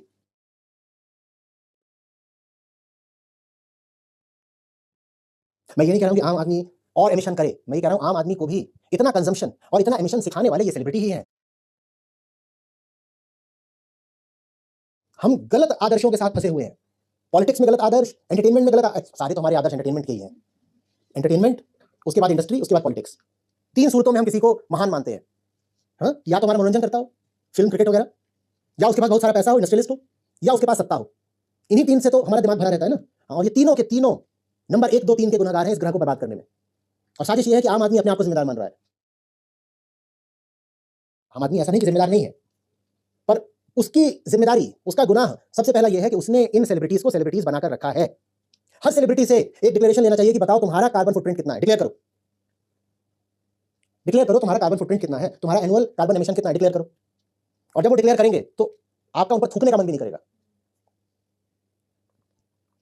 हर सेलिब्रिटी आपको बस ये बता रहा है कि unlimited consumption is the purpose of life.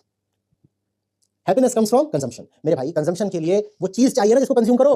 तो मुझे कोई एक चीज बता दो कंजम्पशन की जिसमें अर्थ ना लगती हो। अर्थ माने नेचुरल रिसोर्स।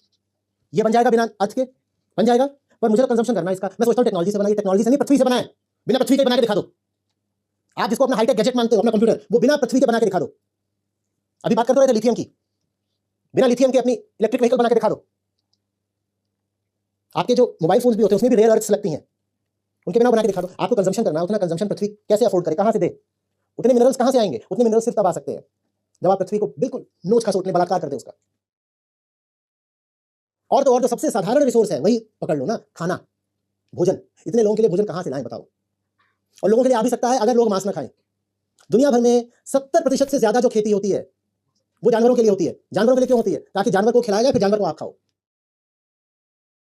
ये कितनी अजीब। लोग कहते हैं ना कि पर जो शाकाहारी लोग होते हैं वो भी तो खेत का ही खाते हैं और खेत का खाने में भी हिंसा है। भाई 70% खेत इसलिए होते हैं ताकि जानवरों को सोयाबीन खिलाया जा सके,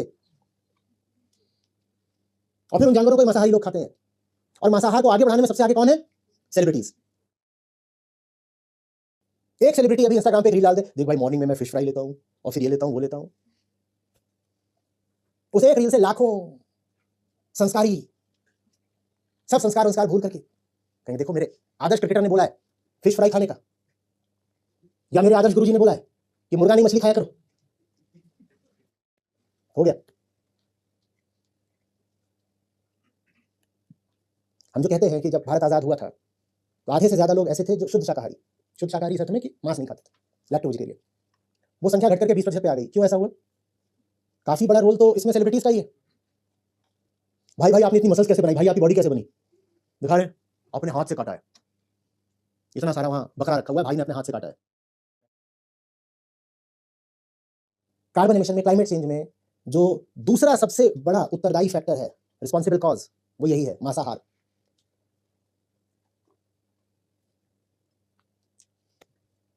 पूरा एक पैकेज है। जो लाइफ में सक्सेस होने लगता है वो मांसाहारी भी होने लगता है। वो सब कुछ करने लगता है जो उसे उसके रोल मॉडल सेलिब्रिटी ने सिखाया होता है। वास्तव में आपकी सक्सेस का मतलब यही होता है कि पृथ्वी और बर्बाद हुई। एक आदमी अगर जीवन में सक्सेस हो गया, इसका मतलब यह है कि पृथ्वी की बर्बादी और बढ़ गई। और सक्सेस का ये कॉन्सेप्ट दिया किसने? भगवत गीता ने तो दिया नहीं है, विचारकों दार्शनिकों ने तो दिया नहीं है। कृष्ण से बुद्ध से आकर पूछोगे सक्सेस माने क्या, तो वो तो नहीं बताएंगे कि भाई पर्सनल आइलैंड खरीदने का और उस पर 8 बंदियों के साथ ऐश मारने का, नोट उड़ाने का, रुपीज नहीं डॉलर, इसको सक्सेस बोलने का। कोई समझदार आदमी तो ऐसी बात करेगा नहीं, पर आपसे ऐसी बात खूब करी गई है और आपने बात मान भी ली है। यही है क्लाइमेट चेंज। क्लाइमेट चेंज बहुत छोटा हल्का शब्द हो गया। Climate catastrophe, impending total annihilation.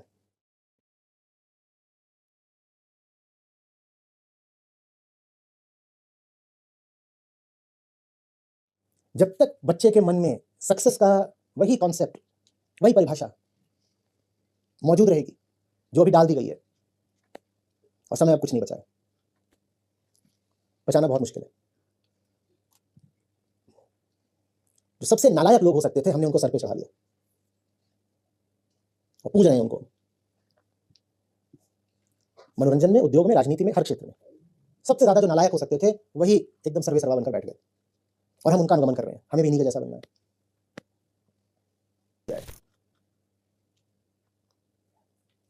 फिर अभी शोध हुआ था, मेंढक की प्रजातियां उन्होंने अपना रंग बदल लिया है। एक काला मेंढक हुआ करता था, वो गोरा हो गया। बताओ क्यों? उन प्रजातियों के पास तो फिर भी एक क्षमता है कि वो अपने आप को बचा सकती हैं। Among all species, the human species is one of the most vulnerable ones. हमारे पास प्राकृतिक रूप से अपने आप को बचा पाने की क्षमता अब नहीं बची है। दूसरी स्पीशीज कुछ जुगाड़ करके अपने आप को बचा लेंगे। कोई धरती के नीचे और गहरे घुस जाएगा, कोई चट्टानों के बीच में घुसकर अपनी एक नई व्यवस्था बना लेगा, कोई कुछ करेगा, कोई कुछ करेगा। सब नहीं बचेंगे, उसमें से भी 1% ही बचेंगे। पर मनुष्य क्या करेगा? हम बुद्धि के अलावा विश्व की, संसार की बहुत कमजोर प्रजातियों में से हैं। बस एक बुद्धि बल है हमारे पास, ये शरीर बहुत ज्यादा कमजोर है। 8-10 प्रजातियों के बच्चे ले लीजिए जो पैदा हुए हो, और मनुष्य का बच्चा ले लीजिए जो पैदा हुआ है, सबसे ज्यादा कई कई कई गुना ज्यादा देखभाल की जरूरत किसको पड़ती है? कभी देखा गाय का बछड़ा होता है वो कितनी देर में खड़ा हो जाता है? कितनी देर में? 1 महीना, 1 हफ्ता, 24 घंटा। और मनुष्य का बच्चा खड़ा होने में कितना समय लगाता है? हम इतने ज्यादा कमजोर हैं। हम कहते हैं कि हम चिंपैंजी से आए हैं, उसके बाजू देखो और हमारे देखो, उसके बाल देखो और हमारे देखो। हमारे तो शरीर पर बाल भी नहीं बचे हैं, बाल भी अच्छा देते हैं। तुम यूवी रेडिएशन के बारे में कुछ बोल रहे थे क्या? कि जो यूवी इंडेक्स होता है उसका जो एक छोर एक्सट्रीम है वो 12 नंबर पे होता है। इस वक्त भारत में यदि आप बाहर जाएंगे दोपहर के समय में तो 12 पे ही है। जितना अभी अल्ट्रावायलेट रेडिएशन है, आपकी खाल उतना झेलने के लिए बनी ही नहीं है। ओजोन लेयर में छेद हो गया था, बहुत बड़ा नहीं था, फुटबॉल मैदान के बराबर था। तुम बोलते थे हाय राम, स्किन कैंसर होगा, क्योंकि ओजोन लेयर अल्ट्रावायलेट रेडिएशन रोकती है। अब क्या करोगे? ये जो सनस्क्रीन वगैरह लगाते हो इसकी कोई कीमत नहीं, ये नहीं रोक पाएगा। हम बहुत कमजोर हैं शरीर से। कुत्ते बिल्ली कुछ भी खा करके जी जाते हैं। हम अब ऐसे हो गए कि हमें साफ खाना ना मिले तो हम जी नहीं पाएंगे, मर जाएंगे। हमारी इम्यूनिटी बुरी तरह कॉम्प्रोमाइज हो चुकी है। साफ सफाई में रहते रहते रहते रहते हमने भीतर के इम्यून तंत्र को खत्म कर दिया है। जब आप गंदगी में रहते हो तो उसके बहुत नुकसान होते हैं, पर एक फायदा यह होता है कि भीतर नेचुरल इम्यूनिटी डेवलप हो जाती है। और मनुष्य अब बहुत बहुत सैकड़ों सालों से सफाई में रहने लगा है। उसके लाभ हुए हैं, पर नुकसान ये हुआ है कि हम भीतर से कमजोर हो गए हैं। इतनी हमने हर चीज की वैक्सीनेशन ली है कि हमारे पास अब अपना भीतर से कुछ नहीं बचा इम्यून। कैसे जियोगे? जैसे ही ये इंडस्ट्रियल इकोनॉमी कोलैप्स करती है, हमारी स्पीशीज एक्सटिंक्ट हो जानी है, क्योंकि वैक्सीनेशन तो मिलेगा नहीं और तमाम तरह के कंफर्ट्स भी नहीं मिलेंगे।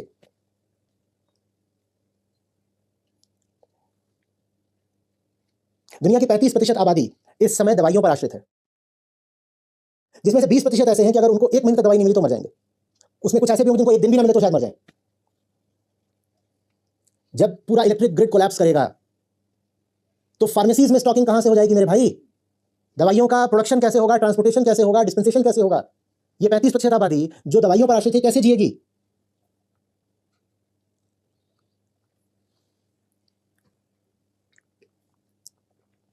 और सेलिब्रिटीज नहीं मरने वाले जल्दी, वो सबका क्रियाक्रम करके जाएंगे। सारे फैंस की लाशों पर सेलिब्रिटीज रौंदते हुए आगे बढ़ते जाएंगे। जो भी कोई इस समय क्लाइमेट डिजास्टर की बात ना कर रहा हो, सिर्फ उसका बॉयकॉट नहीं करो, उसको जितने तरीकों से गिरा सकते हो गिराओ।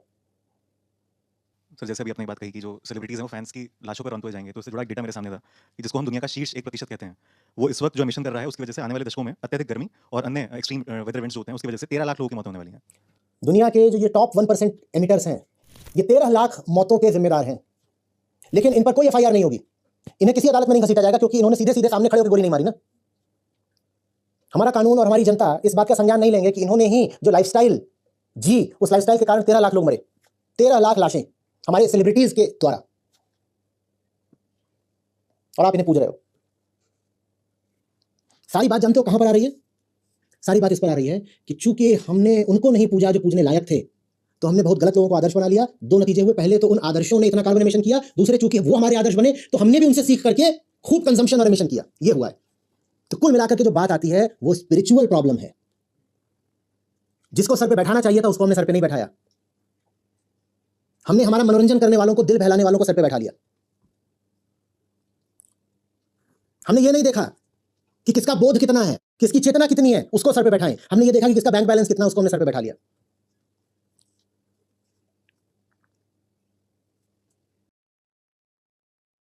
ये जो पूरी उदाहरण दे रहा हूं, जो पूरा वेडिंग प्रोसेस होता है, ये आपके लाइफ साइकिल में one of the most carbon intensive event होता है। ये आप जानते हो? एक आम आदमी की जिंदगी में ये जो पूरा वेडिंग का प्रोसेस होता है, one of the most carbon intensive event होता है, एपिसोड। और ये सेलिब्रिटीज अपने लड़कों की 4-4 बार प्री वेडिंग करते हैं। इन्होंने तो आपको सिखाया ना ये सब, धूम मचाओ रंग जमाओ। पहले तो इन्होंने खुद जबरदस्त कंजम्पशन और एमिशन करा, और वो चीज इन्होंने आम आदमी को भी सिखा दी। आम आदमी के सपनों में वो चीज आती है कि मुझे भी वैसी ही वेडिंग करनी है। आप पढ़िएगा कि जितनी ये डेस्टिनेशन वेडिंग्स होती हैं, वहां वेडिंग तो ठीक है, डेस्टिनेशन का क्या हुआ है गूगल करिएगा, आप रोंगटे खड़े हो जाएंगे। डेस्टिनेशन वेडिंग में वेडिंग तो ठीक है, डेस्टिनेशन का क्या हुआ है ये पढ़िएगा। सारी डेस्टिनेशन तबाह हो गई हैं जहां डेस्टिनेशन वेडिंग होती है। ये सब सेलिब्रिटीज खा गए, और इनकी देखा देखी फिर आम आदमी भी खा गया। सर आज से ये शायद 4 साल पहले का एक उदाहरण है। साउथ अफ्रीका के गुप्ता ब्रदर्स थे जो ओली आए थे अपने बच्चों की शादी के लिए, तो उन्होंने 200 करोड़ की शादी करी, और 200 करोड़ की शादी के पीछे वो 24,000 किलो का कूड़ा छोड़ के गए थे ओली में। मैं बिल्कुल यही उदाहरण मेरे दिमाग में था, मैं बोलने वाला था।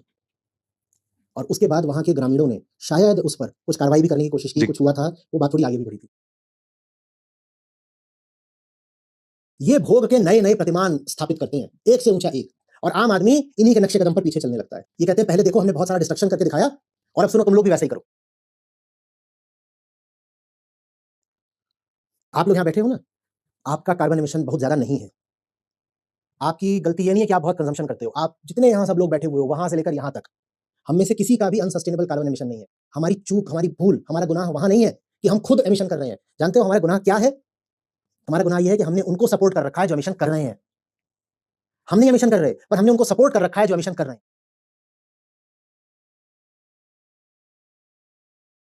उस दिन आपको वो पूरी स्लाइड दिखाई थी ना, क्लाइमेट चेंज रोकना चाहते हो तो सबसे प्रभावी कदम क्या है? उसमें क्या आया था सबसे ऊपर कि भाई जितने भी बच्चे आमतौर पर पैदा होते हैं उससे एक कम पैदा करो। ये नहीं कहा था चाइल्डलेस रह जाओ, कहा था एक कम पैदा करो। गूगल करिएगा कि जिनको आप सेलिब्रिटीज कहते हैं, उनके एवरेज नंबर ऑफ किड्स कितने होते हैं आम आदमी से कहीं ज्यादा, और उनमें से कई तो ऐसे हैं जो खुद भी 8-8 पैदा करके बैठे हैं और दूसरों को भी प्रोत्साहित कर रहे हैं तुम भी और पैदा करो। अगर ग्रह को बचाने का सबसे प्रभावी तरीका यह है कि एक बच्चा कम पैदा करो, तो सेलिब्रिटीज तो सबसे बड़े गुनहगार हैं, क्योंकि सबसे ज्यादा बच्चे तो यही पैदा कर रहे हैं। क्यों? क्योंकि वो अफोर्ड कर सकते हैं। उनके 6 हो जाएं 8 हो जाएं उन्हें कोई फर्क नहीं पड़ता, वो सबके सामने और उदाहरण खड़े जाते, देखो ये 6-8 उनके वो होते हैं जो गिने गए होते हैं, और फिर धीरे धीरे 5 साल 10 साल बाद एक एक दो उसमें जुड़ते रहते हैं, जो निकल के आते हैं गिना नहीं गया था इसको भी गिनो। आपका गुनाह यह है कि आपने मूर्खों को यहां बैठा लिया, और वो गुनाह आपका इससे नहीं कम हो जाएगा कि आप प्रेस ना करें। पूरा कुरुक्षेत्र ही इसीलिए था, गीता का पूरा श्रम ही श्री कृष्ण को इसीलिए करना पड़ा कि कोई मूर्ख यहां ना बैठ जाए। कौन? दुर्योधन। इतना बड़ा युद्ध इसलिए करवाना पड़ा कि कहीं एक आदमी यहां ना बैठ जाए जो यहां नहीं बैठना चाहिए, और हमने एक नहीं लाखों दुर्योधनों को यहां बैठा रखा है। जिसको यहां बैठा रखा हो वही दुर्योधन, दुर्योधन के अलावा हम किसी को यहां बैठाते ही नहीं। सर एक तथ्य और था जो मुझे भी थोड़ा पहले पता चला कि वायु प्रदूषण में देखा गया कि दुनिया की जो 100 सबसे ज्यादा प्रदूषित शहर हैं उसके 99 जो है वो एशिया में है, और 99 में से 83 भारत में है। बच्चा लोग बजाओ ताली, ये तो दिल खुश हो गया अपना बिल्कुल। देखा एक ने तो, किसके फैन हो भाई, कौन सी सेलिब्रिटी के? 100 में से 99 दुनिया के सबसे प्रदूषित शहर भारत में है, एशिया में है, एशिया में है, और और 99 में से 83 भारत में है, और टॉप 10 में से 9 वो भी भारत में, वो भी भारत में है। और आपके ज्यादातर सेलिब्रिटी जिनको आप पूछते हो वो भारत में कम से कम समय बिताना चाहते हैं। कईयों के पास विदेश में बड़े बड़े मेंशन्स हैं, वो वहीं पड़े रहते हैं।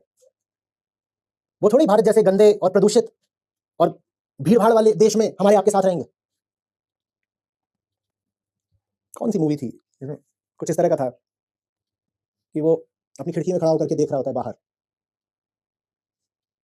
और बाहर वो एक डायनामाइट से विस्फोट करके लाइन डाल रहे होते हैं। पुरानी movie, English, black and white. तो उसमें वो जब डायनामाइट लगाते हैं तो उसमें बहुत मौतें हो रही होती हैं। वो वहाँ पर एक रेल लाइन बिछाने के लिए डायनामाइट आगे ब्लास्ट कर रहे हैं, फिर आगे बढ़ रहे हैं। उसमें ये हो रहा होता है कि दिन के हिसाब से मजदूर मर रहे होते हैं। तो वो एक उसमें महिला किरदार है, वो उससे आकर के बोलती है कि ये इतने सारे मर रहे हैं, does that not bother you? तो वो खड़ा हुआ है खिड़की से बाहर देख रहा है ऐसे सिगार लेके, तो ऐसे लेता है पूरा कश। शिंडलर्स लिस्ट में ट्रेन क्यों चलेगी यार? और ब्लैक एंड व्हाइट बताया ना शिंडलर्स। तो ऐसे लेता बोलता है pigs are there to be slaughtered. ये एक बड़ा आदमी है, ये एक बड़ा उद्योगपति है, इंडस्ट्रियलिस्ट है। इसकी बहुत सारी क्या है, रेल लाइन्स है, रेलवेज है। यूएस में प्राइवेटाइज होती है, वहाँ प्राइवेट ओनरशिप होती है इनकी भी। तो वो डलवा रहा है नहीं एक, और उसको आकर कहती है कि पर इतने सारे मर रहे हैं इसमें, तो बोलता है pigs exist to be slaughtered. एक सेलिब्रिटी की नजर में आम आदमी ये होते हैं पिग्स। ये है किस लिए? मरने के लिए। मरने दो इन्हें, मर भी जाएंगे तो क्या हो जाएगा, इनकी जिंदगी की क्या कीमत है, मरने दो इन्हें।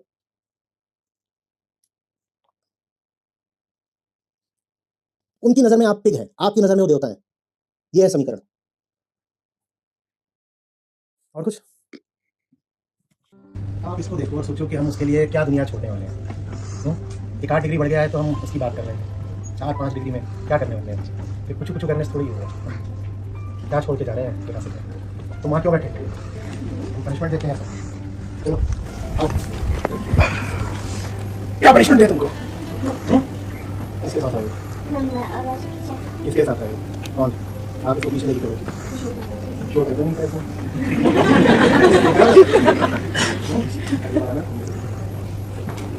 लेके जाना है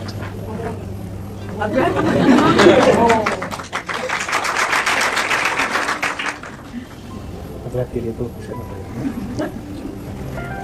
अगली बार मैं क्या बनाऊंगी सर?